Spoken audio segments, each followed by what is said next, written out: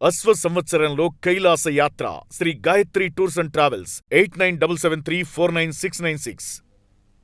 Team India విజయంతో పాకిస్తాన్తో సంబరాలు. సో మీరేమైనా తప్పుగా విన్నాను అనుకుంటున్నారా? కాదు, మీరు విన్నది నిజమే. నిన్న జరిగినటువంటి మ్యాచ్లో ఇండియా గెలుపుతో పాకిస్తాన్లో సంబరాలు చోటు చేసుకుంటున్నటువంటి సిచ్యువేషన్స్ మనం చూస్తున్నాం. T20 మ్యాచ్లో పాకిస్తాన్పై భారత్ ఘన విజయం సాధించింది. గ్రౌండ్ విక్టరీని సెలబ్రేట్ చేసుకుంటున్నారు బలూచిస్తాన్, ఆఫ్ఘనిస్తాన్ ప్రజలు. సో ఆట పాటలతో బలూచ్ యువకులు హుషారును ప్రదర్శిస్తున్నారు. పాకిస్తాన్ క్రికెటర్లను సొంత దేశంలో ఉన్నటువంటి ప్రజలే ట్రోల్ చేస్తున్నటువంటి పరిస్థితులు కనబడుతున్నాయి. టీవీలను పగలగొట్టి పాకిస్తాన్ వీధుల్లో నిరసన కార్యక్రమాలు కూడా చేపడుతున్నారు. చెత్త ఆట తీరు అంటూ కూడా పరువు తీస్తున్నారంటూ కూడా కామెంట్స్ చేస్తున్నారు.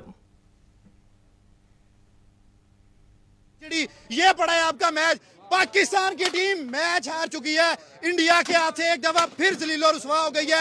भाई चलती एलसीडी लाइव हमने तोड़ के रख दी है। ये पाकिस्तानी वाम के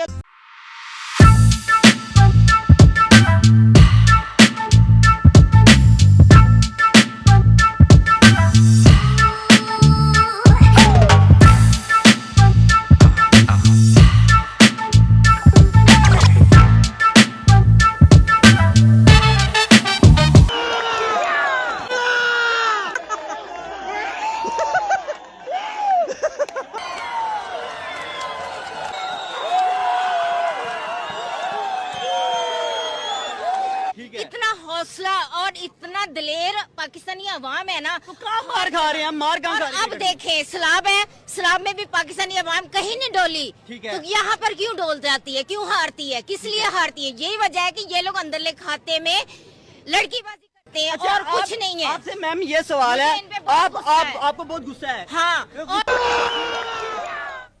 ఇది పాకిస్తాన్లో జరుగుతున్నటువంటి ట్రోల్స్. టీమిండియా విజయంతో పాకిస్తాన్ క్రీడాకారుల్ని తిడుతున్నటువంటి సిచ్యువేషన్స్ కూడా కనబడుతున్నాయి. T20 మ్యాచ్లో పాకిస్తాన్ పైన భారత్ ఘన విజయం సాధించినటువంటి నేపథ్యంలో భారతదేశంలో విజయ సంబరాలు చేసుకోవడం సాధారణంగా కనిపిస్తూ ఉంటుంది.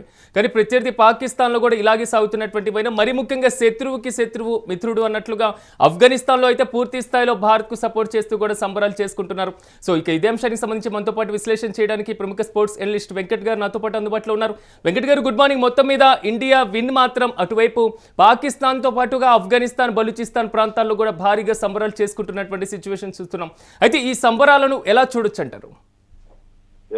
అంటే ఈ మ్యాచ్ మొదటి నుంచి కూడా వాళ్ళు చేసినటువంటి హడావుడి ఏదైతే ఉందో, అంటే అసలు గతంలో ఎప్పుడు మ్యాచ్లు జరిగింది అసలు ఈ స్థాయిలో చర్చ అయితే, అంటే క్రికెట్ బయట జరిగినటువంటి చర్చలు ఎప్పుడు కూడా ఈ స్థాయిలో జరగలేదు. అసలు మ్యాచ్ జరుగుతుందో లేదో అనే దానిపై క్లారిటీ లేని పరిస్థితి. గతంలో అయితే ఎప్పుడు మ్యాచ్ అంటే ఎంత ఉత్కంఠగా సాగుతుంది అనే దానికి సంబంధించి మాటలు కానీ చర్చలు కానీ వినిపించేటువంటి పరిస్థితి లేదు. కానీ ఈసారి పాకిస్తాన్ ఓవర్ యాక్షన్ కారణంగా బాయ్కాట్ అంటూ చేసినటువంటి హంగామానే వార్తల్లో నిలబడినటువంటి పరిస్థితి ఉంది. అలాగే తమకు సంబంధం లేని అంశంలో జోక్యం చేసుకుని పాకిస్తాన్ అంటే బంగ్లాదేశ్ కు మద్దతు ఇస్తూ వాళ్ళు చేసినటువంటి ఓవర్ యాక్షన్ కూడా అంతా ఇంత కాదు. ఇక బంగ్లాదేశ్ కు మద్దతుగా భారత్ తో మ్యాచ్ బహిష్కరిస్తున్నామంటూ కూడా వాళ్ళు ఒక ప్రకటన చేయడం, ఆ తర్వాత దానికి సంబంధించి హడావుడి చేయటం, బీసీసీఐ సైలెంట్ గానే ఉన్నప్పుడు కూడా ఐసీసీ కానీ లేదంటే శ్రీలంక క్రికెట్ బోర్డు కానీ వీళ్ళందరూ కూడా కొంత వార్నింగ్ల మీద వార్నింగ్లు ఇవ్వడం, అదేవిధంగా అటు బ్రాడ్కాస్టర్లు కానీ స్పాన్సర్లు కానీ పాకిస్తాన్ క్రికెట్ బోర్డు మీద మండిపడటం, ఇవన్నీ కూడా మనం చూసాం.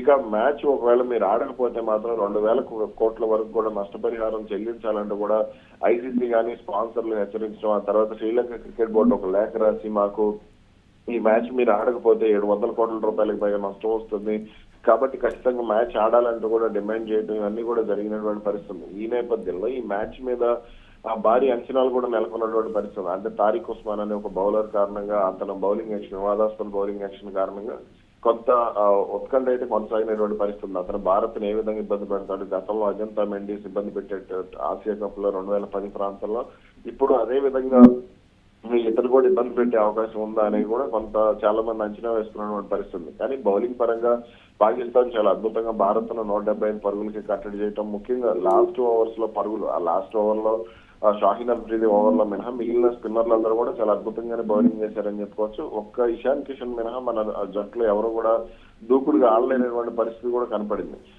అక్కడ. కానీ బ్యాటింగ్ విషయానికి వస్తే మాత్రం ఫస్ట్ వికెట్ దగ్గర నుంచి కూడా వాళ్ళు ప్రతి వికెట్ కూడా అంటే నిలబడితే పరుగులు వస్తాయనే విషయాన్ని మర్చిపోయి వాళ్ళు ఆడినటువంటి విధానం, అనవసరమైనటువంటి బంతులకు ఫ్రంట్కి వచ్చి ఊపడం, ఇవన్నీ కూడా పాకిస్తాన్ లో ట్రోల్ చేసే విధంగానే ఉన్నాయని చెప్పుకోవచ్చు. ఒక పక్క ఫ్యాన్స్ అంటే ఒక హై లెవెల్లో వచ్చారు. అంటే మన జట్టు బలంగా ఉంది, నెదర్లాండ్స్ మీద మనం గెలిచేసాం, లేదంటే నమీబియా మీద మనం గెలిచేసాం కాబట్టి భారత్ మీద కూడా మనం గెలిచేస్తామని ఒక అంచనాతో వాళ్ళు వచ్చారు.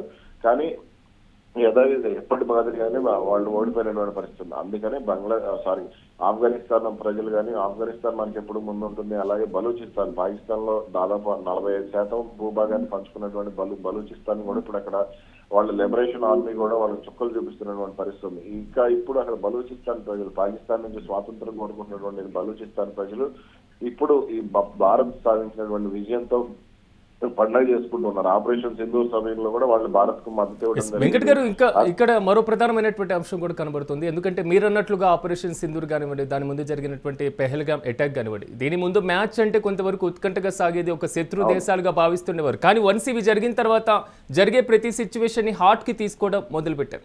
కానీ ఇప్పుడు ఆ దేశంలో సంబరాలను బట్టి పాకిస్తాన్ ఏం నేర్చుకోవాలంటారు?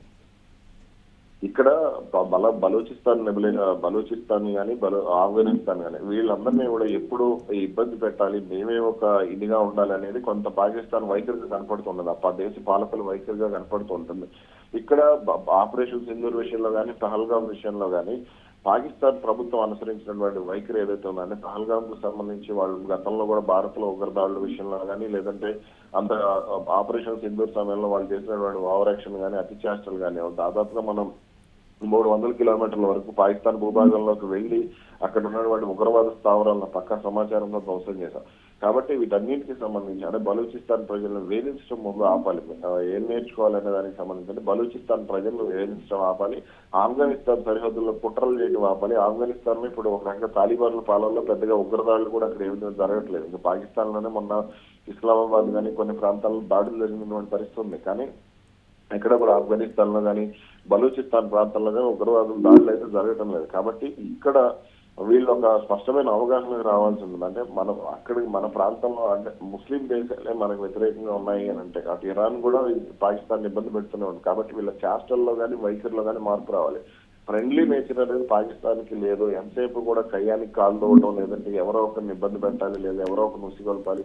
అసలు బంగ్లాదేశ్ ఉన్నటువంటి సమస్య వేరు, బంగ్లాదేశ్ కు భారత్ ఉన్నటువంటి సమస్య వేరు. ముస్తాఫిజుర్ రెహమాన్ ఐపీఎల్ నుంచి పక్కకు తప్పించడం వేరు. కాబట్టి ఇవన్నీ కూడా వాళ్ళకి సంబంధం లేకపోయినా సరే ఆ విషయంలో ఇన్వాల్వ్ అయిపోయి అంటే బంగ్లాదేశ్ కి మీరు ఏదో అన్యాయం చేస్తున్నారు కాబట్టి మేము బంగ్లాదేశ్ కు అనుకూలంగా ఉండి భారత్ తో మ్యాచ్ అని అసలు వాళ్ళు వీళ్ళు భారత్ లో ఆడమంటేనే వీళ్ళ మ్యాచ్లన్నింటినీ కూడా తీసుకుని శ్రీలంకలో పెట్టినటువంటి పరిస్థితి ఉంది. అక్కడ ఐసీసీ అన్ని విధాలుగా వాళ్ళు కోఆపరేట్ చేసింది, వాళ్ళు ముందే చెప్పారు కాబట్టి. కానీ బంగ్లాదేశ్ అయితే టోర్నీ స్టార్ట్ అయిన తర్వాత, టోర్నీ షెడ్యూల్ వచ్చిన తర్వాత ముస్తాఫిజుర్ రెహమాన్ తప్పించారు కాబట్టి వాళ్ళు ఏదో కక్ష సాధింపుగా వెళ్ళినటువంటి పరిస్థితి ఉంది. కానీ ఇక్కడ ఇవన్నీ కూడా అనవసరమైన విషయాలు తలదూర్చకూడదు అనే విషయాన్ని అయితే పాకిస్తాన్ గ్రహించాలి.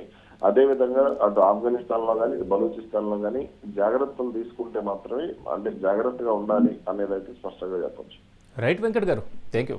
మొత్తం మీద టీమిండియా విజయంతో మాత్రం పాకిస్తాన్లో సంబరాలు అంబరాన్ని తాకుతున్నటువంటి సిచ్యువేషన్స్ కనబడుతున్నాయి. T20 మ్యాచ్లో పాకిస్తాన్ పైన భారత్ ఘన విజయం సాధించినటువంటి నేపథ్యంలో సో గ్రౌండ్లో ఒకసారి విక్టరీని మనం చూసుకున్నా సెలబ్రేట్ చేసుకుంటున్నారు బలూచిస్తాన్తో పాటుగా ఆఫ్ఘనిస్తాన్ ప్రజలు భారీ స్థాయిలో. అయితే ఒక ప్రెస్ మీట్లో పూర్తి స్థాయిలో సో ఒక విలేకరు అడిగినటువంటి ప్రశ్నలకి సమాధానం చెప్తున్నటువంటి పాకిస్తాన్ యువతి యొక్క వీడియోను కూడా మనం చూస్తున్నాం.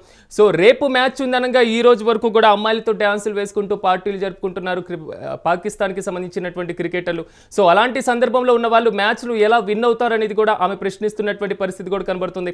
మరోవైపు బలూచిస్తాన్ ప్రాంతాల్లో కూడా డ్యాన్సులు చేసుకుంటూ కూడా ఇండియా విజయాన్ని కూడా వారందరూ కూడా స్వాగతిస్తున్నటువంటి పరిస్థితులు కనబడుతున్నాయి. సో ఇక్కడ ఆటకి ముందు జాతి అనేటువంటి అంశాన్ని పక్కన పెట్టేస్తే, ఆట ముందు జాతీయత అనేటువంటి అంశాలను పక్కన పెట్టేస్తే పూర్తి స్థాయిలో పాకిస్తాన్ వక్ర బుద్ధికి, పాకిస్తాన్ చేపడుతున్నటువంటి ఉగ్రవాద చర్యలకు ఒక గుణపాఠంగానే చెప్పుకోవాలి. సొంత దేశంలో భారత్ మద్దతుదారులు పెరగడం, మరోవైపు ఆఫ్ఘనిస్తాన్ ప్రాంతం ముందు నుంచి భారత్ కు ఎంతో కీలకంగా ఉండేటువంటి ప్రాంతం, అక్కడ కూడా సంబరాలు భారీగా చేసుకుంటున్నటువంటి సిచ్యువేషన్. సో మొత్తం మీద మాత్రం ట్రోల్స్ తో పాకిస్తాన్ క్రికెటర్లు వణికిపోతున్నారు.